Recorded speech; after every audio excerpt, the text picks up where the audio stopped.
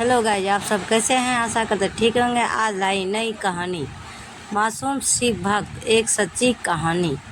शंकर एक अनाथ लड़का था। उसको जंगल में रहने वाले शिकारियों के एक गिरोह ने पाला था। उसके पास कोई औपचारिक शिक्षा भी नहीं थी। वह केवल एक चीज़ जानता था कि उसे कैसे जीवित रहना है, शिकार करना है, उनको मारना था, जंगल के फलों को खाना और नदी के पानी को पीकर अपने आप को जीवित रखना जानता था। एक दिन वह अपना रास्ता भटक गया और उसने देखा कि कुछ लोग नदी के किनारे पर बने एक पत्थर की आकृति के चारों ओर जोर जोर से चिल्ला रहे हैं। कुछ लोग उस पर फूल, फल और नारियल चढ़ा रहे हैं। शायद उसने सोचा यह कोई मकान होगा जिसमें लोग रहते होंगे, पर यह एक प्राचीन मंदिर था। लेकिन शंकर ने इसे पहले कभी नहीं देखा था, पर इसके बारे में जानने के लिए वह काफ़ी उत्सुक था। उसने तब तक इंतज़ार किया जब तक कि लगभग सभी लोग उस मंदिर से नहीं चले गए।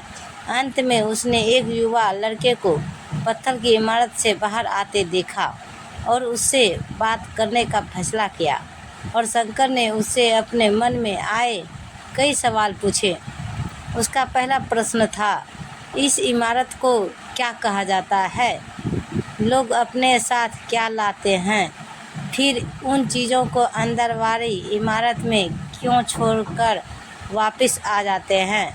चीज़ों को अपने साथ लाना और उन्हें अंदर छोड़कर वापस चले जाने पर वह लड़का शंकर की अज्ञानता और मासूमियत पर बहुत ही हैरान था और उसके सवालों से चकित भी था। पर यह वह नहीं जानता था कि वह पास के जंगल में रहता है और शिकार करके ही अपना जीवन यापन करता है। लेकिन फिर भी उसने उसके सवालों का जवाब देने की पूरी कोशिश की। उसने शंकर को बताया, यह भगवान शिव का मंदिर है। लोग यहाँ उन्हें फल और फूल चढ़ाने आते हैं। वे शिव भगवान से चाहते हैं कि वह मांगते हैं और शिव उनकी सभी की प्रार्थना को सुनते हैं। यह सुनकर शंकर तुरंत मंदिर जाना चाहता था। लड़के ने उसे अंदर का रास्ता दिखाया और शिवलिंग के बारे में बताया। शंकर ने मासूमियत से लड़के से पूछा, यह शिवलिंग क्या चीज़ है और हमें क्या देता है? लड़के ने बताया, हम शिव से जो मांगते हैं वह हमें दे देता है। हम सब ऐसा मानते हैं। लड़के ने कहा, अब अंधेरा हो रहा है, अब मुझे घर जाना होगा। और वह शंकर को वहीं अकेला छोड़कर चला गया। शंकर ने झिझकते हुए मंदिर में फिर से प्रवेश किया। वह एक कोने में बैठ गया और सोचा, एक पत्थर किसी को वह चीज़ कैसे दे सकता है जो वह चाहते हैं? इसलिए उसने इसका परीक्षण करने का फैसला किया और उसने पत्थर की प्रतिमा से कहा, हे शिव, कृपया मुझे पर्याप्त शिकार करने दे ताकि मैं भूखा ना रहूं। मेरे पास अपने चढ़ाने के लिए कोई फल या फूल नहीं है, लेकिन यदि आप मुझे शिकार देते हैं तो मैं उसे आपके साथ साझा करूंगा। मैं वादा करता हूं कि मैं आपको धोखा नहीं दूंगा। उसने घोषणा की। अगली सुबह शंकर शिकार करने गया। उसने पूरे दिन शिकार की तलाश की, लेकिन उसे कोई शिकार नहीं मिला। वह भूख से तिलमिला रहा था। वह काफ़ी निराश हो गया क्योंकि उसे कोई शिकार नहीं मिला था। दोपहर हो चुकी थी। अब उसे लगने लगा कि मंदिर के लड़के ने उससे झूठ बोला था। फिर भी उसने शिकार जारी रखा। जैसे ही शाम हुई, उसने 2 खरगोशों को अपने बिल में से आते देखा। शंकर ने उस खरगोशों को मार डाला। चूँकि उसने शिव भगवान से वादा किया था कि वह अपने शिकार को साझा करेगा, वह मरे हुए खरगोशों में से एक के साथ मंदिर गया। देर हो चुकी थी और मंदिर सुनसान था। शंकर ने मंदिर में प्रवेश किया और जोर से कहा, कृपया आओ और अपना हिस्सा ले लो प्रभु, आपके लिए मैं लाया हूँ। वह वहाँ बैठ गया और अंधेरा होने तक प्रतीक्षा करने लगा, लेकिन भगवान प्रकट नहीं हुए। शंकर को भूख और नींद लाने लगी और उसने खरगोश को मंदिर में छोड़ने का फैसला किया। अगली सुबह जब लोग मंदिर पहुँचे तो उन्हें शिवलिंग के सामने मरा हुआ खरगोश मिला। भक्त बहुत परेशान था। यह यहाँ कौन लाया है? उसने हमारे मंदिर को पवित्र करने की हिम्मत कैसे की? उन्होंने खरगोश को बाहर फेंक दिया। अगले दिन शंकर अपनी भूख मिटाने के लिए जंगल में शिकार करने गया, लेकिन इस बार उसकी किस्मत अच्छी नहीं थी और उसे शिकार भी नहीं मिला। उसने सोचा आज रात को मंदिर जाना चाहिए और शिव से पूछना चाहिए कि उनको खरगोश का भोजन कैसा लगा।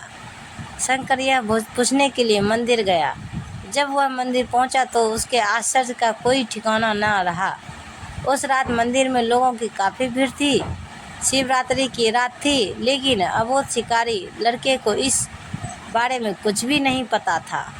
शंकर ने चारों ओर देखा और उस युवा लड़के को देखा जिसने उसको मंदिर के अंदर शिव से प्रार्थना करने के लिए कहा था। चूँकि उसे इतने सारे लोगों के आसपास रहने की आदत नहीं थी, उसने वहीं रुकने का फैसला किया और पास के एक बेल के पेड़ पर चढ़ गया। यह एक लंबा इंतजार था और समय बिताने के लिए उसने पेड़ से पत्ते तोड़कर जमीन पर फेंकना शुरू कर दिया। उसे ज्ञात पेड़ के नीचे एक छोटा सा शिवलिंग था जिसकी पूजा लंबे समय से नहीं की गई थी। शंकर के द्वारा फेंके गए बेल के पत्थर उस शिवलिंग पर गिरे। शंकर भजनों से मंत्र मुग्ध हो गया और धीरे धीरे 7 गाना और पंचाक्षरी मंत्र का जाप करना शुरू कर दिया। रात भोर बदल गई और सभी भक्त मंदिर से चले गए।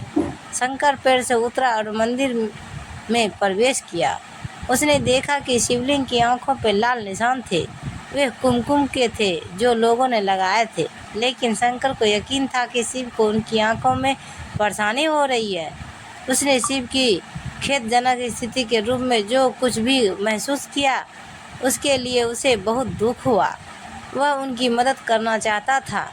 उसने सोचा शिव यहाँ अकेले रहते हैं और बीमार होने पर उनकी देखभाल करने वाला कोई नहीं है। जब तक भक्त उनसे मिलने नहीं आते, उन्हें भोजन भी नहीं मिलता। शंकर ने एक रात पहले भक्तों को शिवलिंग पर जल चढ़ाते देखा था। प्रभु को ठंड लग रही होगी, शायद वे कांप रहे हैं। उसने सोचा आखिरकार वे केवल पत्तियों से ही ढके हुए हैं। तो उसने शिव से पूछा, मेरे स्वामी, मैं आपकी क्या मदद कर सकता हूँ? शायद कुछ खाना या दवा? मैं आपकी सेवा कैसे कर सकता हूँ? शिव ने उसे कोई उत्तर नहीं दिया। शंकर ने सोचा भगवान वास्तव में बहुत बीमार है, क्योंकि वह अब उत्तर देने में भी असमर्थ है। वह तुरंत जंगल में गया, कुछ औषधियों जड़ी बूटियों को लाया और लाल निशान पर उनका लेप लगाया, लेकिन कुछ नहीं हुआ। उसने कहा, लगता है कि ये अंधे हो गए हैं। मुझे प्रभु को अपनी एक आँख देनी चाहिए ताकि वह ठीक हो जाए। यह निश्चित रूप से उन्हें खुश कर देगा। उसका दिल पवित्र था और उसने वहाँ शिव के हाथ में रखे त्रिशूल को उठाया और त्रिशूल को अपने दाहिने आँख की ओर ले गया और अपनी आँखें को निकालने का प्रयत्न किया। शंकर अनपढ़ था, उसे मंत्र का पूजा के उचित तरीकों का कोई ज्ञान नहीं था, लेकिन उसकी भक्ति की कोई सीमा नहीं थी।